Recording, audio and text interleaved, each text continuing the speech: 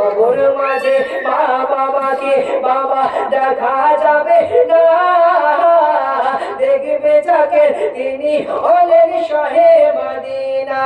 ও ভাই বুঝবে কবে নবী ছাড়া কেউ আপন নাই, জোরে বুঝবে কবে নবী ছাড়া কেউ আপন নাই। ডানে বামে মাটি তোমার মাটির বিছানা, জোরে বলে সুবহানাল্লাহ। ডানে বামে মাটি তোমার মাটির বিছানা।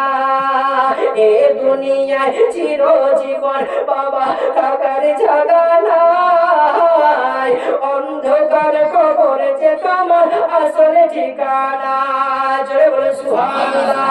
এ দুনিয়ায় চিরজীবন বাবা থাকার জায়গা নাই, অন্ধকার কবর যে তোমার আসল ঠিকানা। ও সবাই দেখে তোমার চলে যাবে, সঙ্গী হবে না, জোরে বলুন।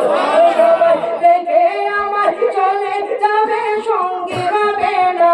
ডানে বামে মাটি তোমার মাটির বিছানা, ডানে বামে মাটি আমার মাটির বিছানায়। আমার মরণ আসিবে কখন কেউ তো জানে না, আমার মরণ আসিবে কখন কেউ তো জানে না। এ দুনিয়ায় চিরজীবন বাবা থাকার জায়গা নাই, অন্ধকার কবর যে তোমার আসল ঠিকানা। বন্ধুরে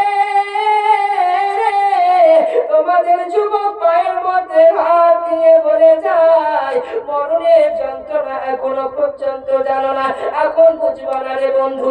একবার মরে দেখো মরণের যন্ত্রণা আপনার কিরকম হয়। সাহাবীগণ জিজ্ঞেস করতে আছে, ইয়া রাসূলুল্লাহ, ইয়া হাবিবাল্লাহ, নবী গো, যখন কোন বেঈমান মানুষের কাছে যখন মালাকুল মউত আজরাইল যখন জান কবজ করতে আসে, ইয়া রাসূলুল্লাহ, ওই ব্যক্তিকে আপনার কতটুকু পিপাসা লাগে? দয়াল নবী আপনার সাহাবীগণকে বলতে আছে, ও আমার সাহাবীগণ শোনো রে, কোন বেঈমান মানুষ যখন ইন্তেকাল করে, তার সামনে যখন মালাকুল মউত যখন প্রেজেন্ট হয়ে যায়, উপস্থিত যখন হয়ে যায়, তোমরা জানতে চাও ওই ব্যক্তিকে কতটুকু পিপাসা লাগে? দয়াল নবী বলতে আছে, ও আমার সাহাবীরা রে, দুনিয়ার যত সমুদ্র বলো নদী বলো সমস্ত পানিকে যদি একত্র যদি আপনার করা হয়, তবু সেই টাইমে যদি তার মুখের মধ্যে ঢালা হয়, তবুও তার পিপাসা মিটবে না।